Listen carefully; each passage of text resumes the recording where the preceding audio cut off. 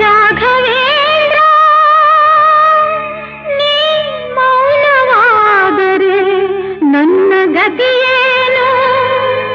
ನಿನ್ನ ಕರುಣೆಯ ಜ್ಯೋತಿ